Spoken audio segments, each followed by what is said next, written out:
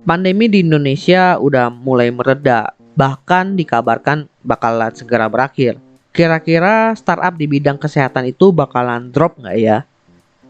Halo semuanya, selamat datang di Opsiana Podcast di Studi Kasus. Di episode kali ini gue pengen membahas tentang masa depan startup di bidang kesehatan setelah masa pandemi. Seperti yang teman-teman dan kita semua tahu bahwa di masa pandemi itu, salah satu bidang startup yang berkembang pesat adalah startup di bidang kesehatan, di mana startup ini pun menaungi atau mengeluarkan banyak program yang berkaitan dengan pandemi. Masa-masa yang bisa dibilang membuat kita itu sulit untuk beraktivitas di luar rumah. Bahkan untuk rumah sakit pun kita itu menjadi takut. Padahal di masa pandemi kemarin itu kita itu dituntut harus ke rumah sakit terlebih untuk melakukan pengecekan apakah kita itu terjangkit COVID-19. Tapi dengan kehadiran startup di bidang kesehatan ini membuat kita sebagai pasien itu tidak perlu datang secara langsung ke rumah sakit ketika kita ingin melakukan konsultasi yang ringan atau melakukan uji atau tes terhadap COVID-19. Karena solusi yang sangat membantu di masa pandemi ini, banyak startup di bidang kesehatan yang akhirnya mendapatkan investment dari para investor, membuat perusahaan mereka itu berkembang dengan sangat pesat. Permasalahannya adalah perkembangan yang pesat ini dipengaruhi karena pandemi yang saat itu memang meledak. Sedangkan sekarang pandemi sudah mulai mereda bahkan akan segera berakhir. Apakah startup di bidang kesehatan ini akan drop seperti startup di bidang lain yang juga sempat naik di masa pandemi seperti layanan konferensi online seperti Zoom dan kawan-kawannya? Jawaban simpelnya adalah tidak. Perlu digarisbawahi di sini adalah bahwa startup kesehatan itu sudah ada bahkan sebelum di masa pandemi. Artinya sudah ada inti masalah di bidang kesehatan yang diselesaikan oleh startup di bidang kesehatan ini. Dan pandemi adalah puncak perkembangannya karena terlihat jelas di saat itu. Diawali dengan kehadiran startup kesehatan di sub-bidang telemedicine yang memungkinkan memberikan layanan kesehatan kepada masyarakat tanpa melihat lokasi secara geografis. Di mana ini memang menyelesaikan masalah bagi orang yang memiliki keterbatasan akses kepada fasilitas kesehatan. Makanya di saat pandemi itu telemedicine lumayan naik karena kita itu terbatas pergerakan kita, terlebih untuk mengakses fasilitas kesehatan tersebut. Karena kan rumah sakit saat itu dipakai untuk menangani pasien COVID juga kan. Itulah alasan kenapa di saat itu telemedicine berkembang pesat.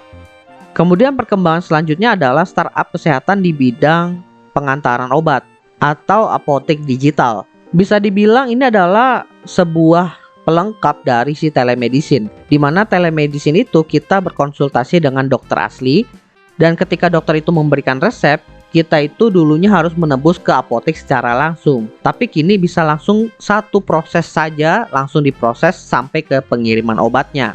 Bahkan beberapa startup teknologi kesehatan itu pun banyak yang udah memfasilitasi pembelian obat tanpa resep dokter juga. Tapi tentunya obat-obat yang memang bisa dibeli ya tanpa resep. Kemudian subbidang yang berkembang juga di masa pandemi adalah home care atau pelayanan perawatan di rumah. Fitur home care ini bisa dibilang membantu sekali terlebih dalam proses tes COVID-19 karena dilakukannya itu langsung di rumah si pasiennya. Selain tes COVID, home care di sini pun mencakup sampai ke perawatan kalau seandainya pasien tersebut benar-benar positif COVID. Mulai dari pengiriman obat, kemudian tes ulang, bahkan rujukan kalau memang kondisi pasiennya itu memburuk. Di luar dari bidang-bidang yang tadi gue sebutin atau fitur yang gue sebutin tadi, startup kesehatan itu sebenarnya punya fungsi lain, yaitu membantu memberikan pertolongan pertama kepada pasien. Di mana banyak ya di aplikasinya startup kesehatan itu memberikan instruksi tentang pertolongan pertama terhadap penyakit-penyakit tertentu. Terlebih penyakit yang memang tingkat kematiannya itu lumayan tinggi kalau pertolongan pertamanya itu tidak diberikan. Lalu fungsi kedua adalah membantu mengurangi kepadatan rumah sakit. Karena memang ini menjadi masalah ketika kita itu sakit dan kita ke rumah sakit tapi antriannya itu panjang. Bahkan untuk hal-hal yang ringan kayak flu atau mungkin demam yang bukan demam yang parah, itu kita harus antri lumayan lama. Kehadiran startup teknologi di bidang kesehatan ini membantu mengurangi kepadatan rumah sakit dari sisi antriannya. Di mana yang pertama kita bisa langsung konsultasi dengan aplikasi telemedicine-nya. Atau yang kedua, kita bisa membuat janji bertemu dengan dokter secara langsung, sehingga memotong proses administrasi yang panjang yang dilakukan di rumah sakit seperti saat ini. Dan untuk antrian obat pun, pengiriman obat pun bukan dari rumah sakit tersebut, melainkan dari apotek terdekat yang memang terintegrasi dengan aplikasinya.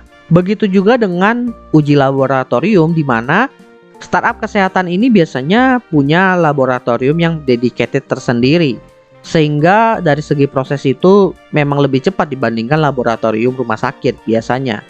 Lalu manfaat atau fungsi ketiga dari startup kesehatan ini adalah memberikan edukasi kesehatan kepada masyarakat.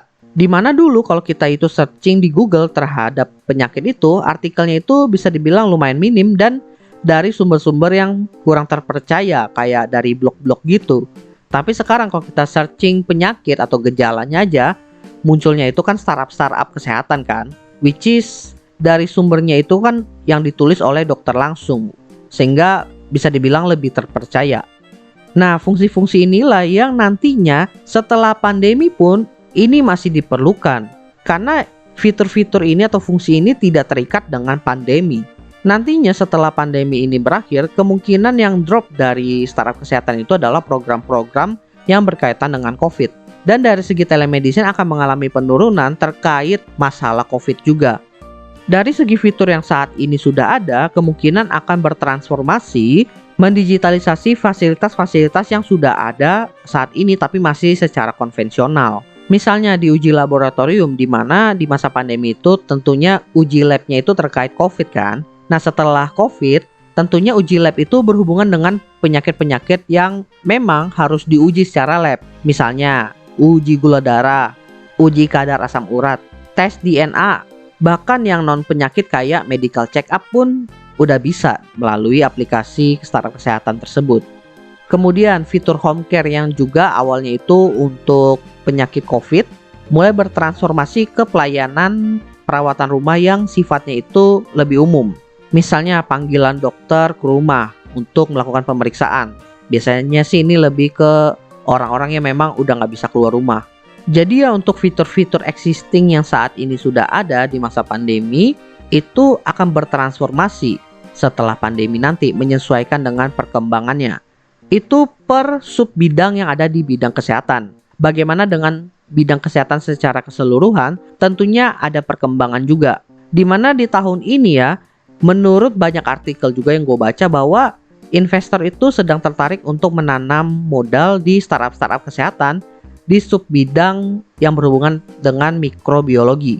Selain mikrobiologi ada juga sih kayak mikroteknologi kayak tes DNA yang kemarin yang pernah gue bahas. Jadi kemungkinan besar nantinya startup kesehatan itu akan terus berkembang dalam beberapa tahun ke depan. Sehingga ini menjadi tantangan besar juga untuk startup kesehatan, bahkan buat pemerintah juga. Karena pemerintah kan juga lagi ngeluarin tuh Satu Sehat. Dimana tantangannya di sini adalah bagaimana caranya agar masyarakat itu bisa mengakses fasilitas kesehatan dengan aplikasi digital tanpa terganggu masalah jarak. Tentunya yang perlu disediakan di sini adalah ekosistemnya, kemudian edukasi kepada masyarakatnya, dan yang paling penting eksekusinya harus pas. Dan gue udah baca beberapa artikel ya, ini dari pemerintah itu yang Satu Sehat tadi, di mana data rumah sakit itu atau data medis kita nanti akan terintegrasi ke sana. Artinya apa? Artinya startup kesehatan nanti pun bisa mengakses data tersebut. Sehingga kalaupun kita pindah aplikasi, harusnya data medis yang ditampilkan itu sama. Sehingga nantinya ekosistem startup kesehatan ini bukan cuma kompetitif tapi kolaboratif. Ya, kita doakan saja semoga startup kesehatan terlebih yang di Indonesia itu dapat bersaing, dapat survive, dan yang paling penting dapat berkembang pesat meskipun pandemi sudah berakhir. Dan kita appreciate juga buat pemerintah karena mereka sudah membangun platform yang bisa dibilang mendukung juga ekosistem ini. Karena ya balik lagi lah, dengan adanya ekosistem ini dan startupnya itu udah ada, ini pun bisa menarik minat investor untuk invest di Indonesia. Kita dukung aja lah yang positif buat Indonesia. Well, gua rasa itu aja yang pengen gue bahas di studi kasus kali ini. Semoga bermanfaat buat teman-teman semuanya. By the way, jangan lupa follow Instagram Opsiana Podcast di @opsianamedia. Karena di situ akan ada informasi-informasi menarik seperti update dari Opsiana Podcast dan konten-konten menarik lainnya yang pastinya nggak boleh terlewatkan oleh teman-teman. Oke, gua rasa itu aja. Thank you buat teman-teman yang sudah mendengarkan. See you next time di Opsiana Podcast episode lainnya. Bye semuanya.